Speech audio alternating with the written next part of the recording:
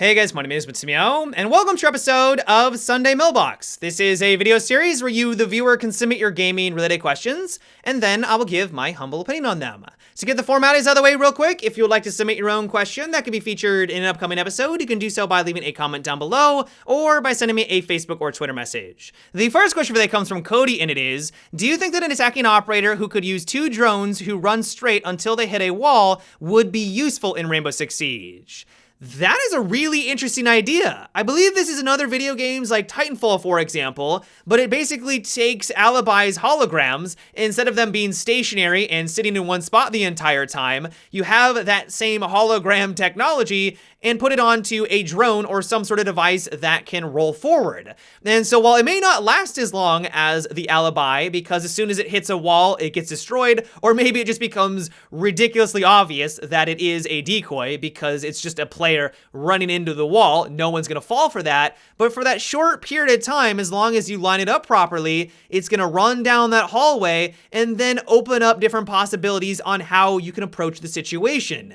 If you wanted to, you could follow directly behind it. So if someone on defense tries to take a shot at it, because why wouldn't they? It looks like a running operator, you're probably gonna know where they are. Even if it doesn't have the same technology like Alibi does, where it pings their location, it should be pretty obvious by the vapor trail of the weapon, kind of where they are situated. And so that will hopefully then give you the advantage. You could even take it a step further and just simply use it as a distraction. You could have it roll down the hallway where you kind of think they are, giving you the opportunity to flank around and hit them from a completely different direction. The amount of mind games that could be introduced is pretty staggering. The thing is, though, is that that's the same thing that a lot of people were thinking was going to occur with Alibi. I feel like Alibi, while she's not terrible, she's not the worst operator in the game, because she requires a lot of skill and finesse and honestly a lot of luck. How many times have you taken over your Alibi and then you just get shot in the face directly after that? Like, there is a lot of luck involved to make her work.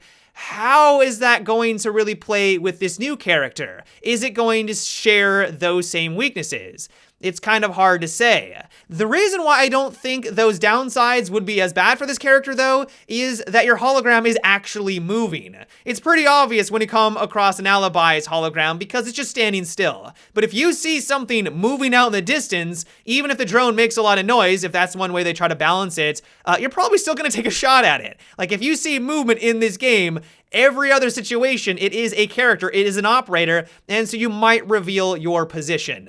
And so overall, I think this is a really interesting operator concept. It takes the existing mechanics that we're all comfortable with, puts a little twist on it, gives it to the offensive team, and I think it would add in a different dynamic. I have no idea if Ubisoft would ever introduce something like this in Rainbow Six Siege, but it is definitely a really cool twist. The next question is, what do you think about a new game mode for Rainbow Six Siege called VIP? Basically, one of the defenders is dubbed the VIP, and the rest of the team has to defend him/her. The round is over when the attacking team is able to take out that player.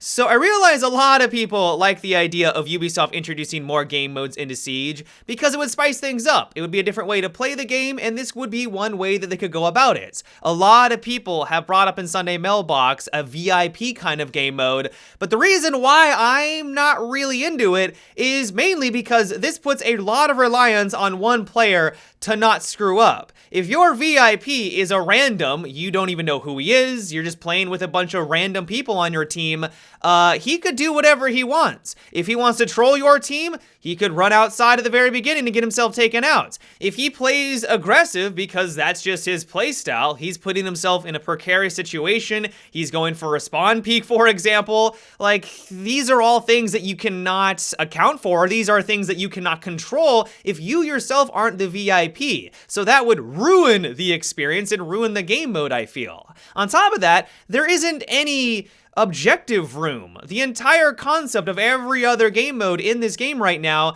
is that there is a centralized point that offense is trying to get into. I could see a strategy pop on up where defense reinforces a room, they act as if the VIP is in there somewhere, they play mute, they really try to take care of every single one of the drones when they come on in, so offense has no idea what's going on in the inside, and then at the very end, even if offense is able to secure the quote quote-unquote objective room, the VIP on one of these huge maps is just on the corner, hiding behind or in between a dark desk, for example, and then the time runs on out. Now, some people may really like that idea, but that doesn't sound like the most enjoyable gameplay experience to me. To lose a match simply because you weren't able to get drones in the objective room, or because you weren't able to drone out the entire map, Tower comes to mind. Like, there's no way you're going to be able to find every nook and cranny, and so that's another problem that I have. I think one of the biggest things that Ubisoft would have to overcome if they did want to ever introduce a new mode is the rules and restrictions of Rainbow Six Siege. There's offense and defense, everyone has one life.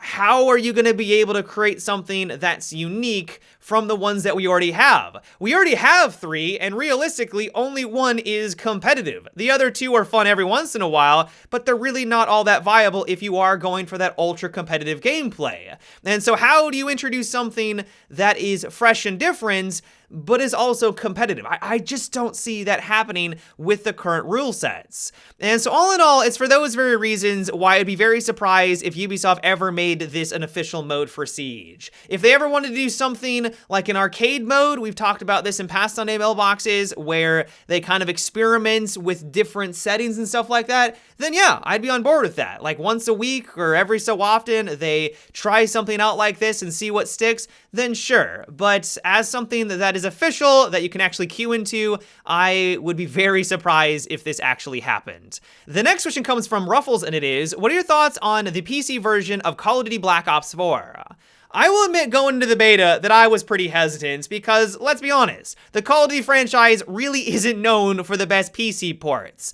Thankfully, this one seems like it's on the right track. When you go into the options menu, it actually looks like a PC game. There's plenty of options. The mouse support feels great so far. I didn't really notice any issues with mouse sensitivity. Everything felt like it should be doing what it does. When you go into the graphical settings, it actually gives you pictures of what those changes do to your visuals. If you go from high to low, it will give you an example of what that does and how much processing power it's going to require to go at those higher settings. And so yeah, at least from the PC side of things, what you would expect, this actually seems like it is going to be a decent Call of Duty. As for the actual gameplay though, that's where things get a little bit more complicated. So the actual gameplay itself was a lot of fun when there wasn't a lot of lag and weird stuttering going on against the enemy team. You will notice through this gameplay that every once in a while it appears that the enemy is stuttering across the screen. You pair that with the really fast movement system of the Call of Duty franchise, where people are sliding, jumping around, zigzagging all over the place, it makes it really difficult to track where anyone's going to be at any given moment. And so if they're able to work around this, and I hope that they will, this is a beta. They have at least, I think, like a month and a half before the game is going to release in October. Like, they do have some time to iron out these kinks. If they're able to make it a lot smoother, maybe this was something on my end, but I was talking with some friends and they were experiencing this very same thing. If they can solve these issues, I think this actually might be a very fun COD for the PC side of things. And so in general, I'm cautiously optimistic about this next Call of Duty. I'm looking forward to learning more about their Battle Royale mode. That is something that I really want to exceed, but it's also a bit worrisome that they're having these network lag and stuttery issues on the beta with 5v5 players in smaller maps. What does that mean when they scale everything up to a larger player count and a much larger map with also what appears to be vehicles? I'm hopeful that they're going to be able to make it work because I just want more good video games to play, but we are going to have to wait and see. The next question comes from Daniel, and it is, do you think that the higher your rank is in Rainbow Six Siege, the more renown you get a game? I don't know if that is necessary. I know a lot of players like the idea of giving more rewards and incentive to get higher level in ranks, try to go for platinum, go for diamond, but I think the incentive for going for those higher ranks should be just the reward that you have reached those higher levels. I got to platinum. That should feel good because I've become a better player, not because, oh great, I now get more renown. Now, I do like the idea of them introducing maybe a couple more rewards for those higher tiers. I think it'd be awesome if they added in a brand new universal weapon skin if you get to platinum or into diamond. It wouldn't be every season because that would be obnoxious if they had to add in a diamond skin every single season, a brand new one, but if they just introduced one that looked unique, looked distinctive, and showcased that, hey, I got Diamond one season, I think that would be amazing. I do realize there are the charms, which pretty much do that very same thing, but they change every DLC. To have a really unique skin that you could own and put on all of your skins, I think would be a nice touch. They could even do it for every single rank, but I wouldn't expect that. And so all in all, while I do see where you're coming from, I don't think that it's necessary that players at a higher tier get more renown. The satisfaction or the reason why you should strive to get better is to just get better, to be a better Rainbow Six Siege player, and not because you just simply want more renown, but of course that is just my 2 cents. But yeah guys, that is about it for today's episode of Sunday Mailbox. I hope you enjoyed. Let me know what you thought about what we discussed in today's video. Do you like the idea of giving more rewards for reaching a higher rank in Siege? Do you think that's not necessary? Let me know down below in the comments. As always, if you'd like to submit your own question for an upcoming episode, you can also leave a comment or by sending me a Facebook or Twitter message. But until tomorrow, guys, have a good one and take it easy.